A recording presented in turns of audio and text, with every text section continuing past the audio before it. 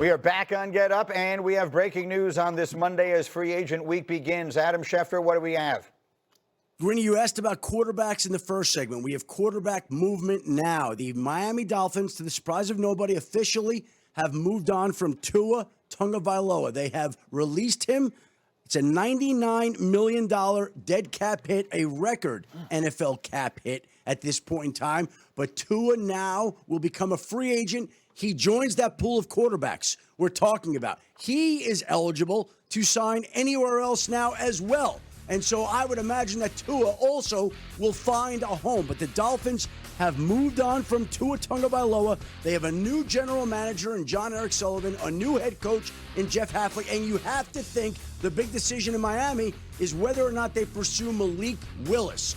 Both men in Miami worked with him in Green Bay before. There's a logical connection. They know the exact quarterback that they would be getting, but they have moved off of Tua Tagovailoa, and we'll see now if and when they make a move on Malik Willis. $99 million cap hit obviously is enormous. Shefty, thank you. Awesome as always. Stand by. We'll continue to come to you immediately. Let me get the rest of my crew in here, starting with my quarterback, Dan Orlovsky. Tua Tagovailoa. He had some very good moments in Miami, but obviously the sum total of it leaves us where we are today. I'm not exactly sure how to frame this question. Have we seen the last of Tua as a starter in the NFL? I mean, backups wind up playing because people get hurt. But as far as being the established, he's the number one guy on an NFL team, will we see that again for Tua? I think we still can, and it's really going to depend on, does he pick the next right destination? If I'm Tua and Tua's people right now, I'm calling the Minnesota Vikings. Where do you stand with some of these quarterbacks that we talked about, the Kyler Murrays and the Geno Smiths and the Kirk Cousins? I think if you're Tua and you sit there and realize the success, at least maybe a small window that you had under Mike McDaniel in Miami, you want to try to get back to a very similar situation, even if it's in a backup role. So it's the Minnesota Vikings, it's the Atlanta Falcons, it's the Los Angeles Rams. That's where my mind goes for Tua right now. It's not chasing the starting quarterback job. It's chasing, how do I rebuild my name a little bit? How do I just settle in and wait for the ideal opportunity to try to become the next Sam Darnold? Go ahead, Peter. The Malik Willis of it all is so interesting. So if you're going to be paying Kyler Murray what they're going to be paying him and eating him that cost, just like the Denver Broncos did for Russell Wilson, it means you've already got a huge quarterback salary on you. How much do you want to pay Malik Willis, who we saw in a Saturday night game against the Baltimore Ravens look very good, and I could watch Chase Daniel's Twitter feed to tell me that what he watches on the film is outstanding. The truth is, there is not a huge body of work. That is a roll of the dice. But to Adam Schefter's point, Malik Willis was on the twos every day in Green Bay. He went up against the number one defense for the Green Bay Packers for 2 years. The number one defense was helmed by Jeff Hafley, the new head coach of the Miami Dolphins. The other team for Malik Willis, though, and I hate to go on a Malik Willis thing because we're talking about Tua here. Malik Willis, best year, obviously, was under Matt LaFleur. Matt LaFleur's little brother is Mike LaFleur, who now has also a quarterback vacancy in Arizona. So it all weaves together. It's like a quarterback carousel. If Kyler is gone, if Tua is gone, there are two spots open now in Arizona and Miami. And you always have to think about relationships. Who is going to put their money where their mouth is, and who feels comfortable actually paying a Malik Willis with very little body of work? Yeah, carousel is one way to look at it. Another way is musical chairs, right? There's a game of musical chairs. There's a bunch of teams that have chairs, and there's a bunch of guys walking around in a circle trying to sit in one of them. Do we think that Tua winds up getting one of these chairs? Look, someone will sign him. To the point of, I don't think.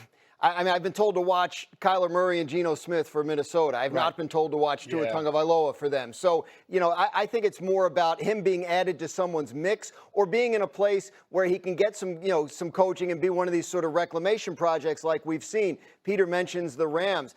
The Kansas City Chiefs have a ton of off-season reps available to someone because Patrick Mahomes is not going to be there to take them. So, he might be better off looking for a spot like that where he's probably not going to start, but could get coached up and make himself a more desirable commodity either later this summer or next offseason. And I think what everyone's saying is what makes the quarterback position so interesting this offseason, because we can look at Tua and what transpired last year and say, well, I don't really see a spot for him to be a starter. But I think because of what's available right now, let's just say Aaron Rodgers decides not to play. Now that's another option in Pittsburgh that they have to sign a quarterback. So at some point for these quarterback-needy teams, if Kyler Murray's off the board, if Geno Smith is off the board, you're going to have a team that potentially looks at Tua Tagovailoa and says, you know what, he has starting quarterback experience. So we may need a bridge guy to bring him in and say, hey, we'll give you a prove-it deal. So I do think there may be a team. It may not be the fact that Tua has earned it over the last year with what you've seen with him on the field, but I think just the situation and how many quarterbacks that are available to the open spots, he may end up there. Orlovsky, go. No one is signing Tua to start. Nobody is going to sign Tua Tagovailoa to be their 2026 starting quarterback. J-Mac's right. Someone is going to sign Tua to sit there and say, hey, we might need a starter for a month. Or we're a Super Bowl contending football team and we need a guy that just in case our quarterback goes down for week 13 and week 14 with an ankle, I need somebody to come in and give us a chance. That's where Tua's going to go. Tua is not going to find a role where he's going to be somebody's starting quarterback. Tua's going to find a role where he's going to be someone's high-level backup and just try to hang around the NFL for another year or two as a backup quarterback and then see what happens in another season or two. But I like Graz's point. Kansas City does make sense. The Rams do make sense. The Chargers do make sense. But no one's going to sign Tua to start in 2026. Chargers, Mike McDaniel, obviously his head coach in Miami. I'd be a little surprised. That would be interesting. Yeah. I think I just want to make it clear. Like Adam made a point earlier about how Kyler Murray can't do anything until Wednesday at 4. Yeah. Same is true of Geno Smith. Same is true of Tua. These are all guys that will be officially released Wednesday at 4 because there's guaranteed money on their contracts for 2026. And if they release them now, they would have to have that room on last year's cap, and that doesn't work. Peter, finish it up. Yeah, just all three of those people, and that's important for the viewers to know. Kyler Murray, Geno Smith, and Tua Tagovailoa. They will be making basically nothing by the new team that signs them, which makes them attractive.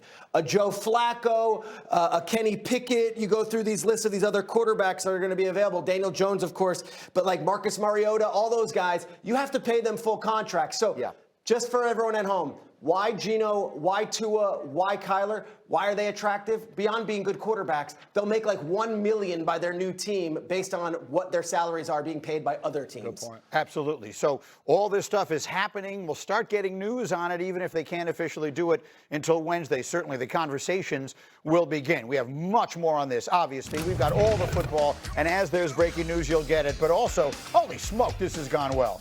Tatum terrific twice. Does he make the team to beat? Plus, we got a glimpse into the Lakers' future, and boy, did it look good against the Knicks. We have a lot to say about this as Brian Windhorst joins the conversation. The Win Man jumping in on Get Up next on ESPN.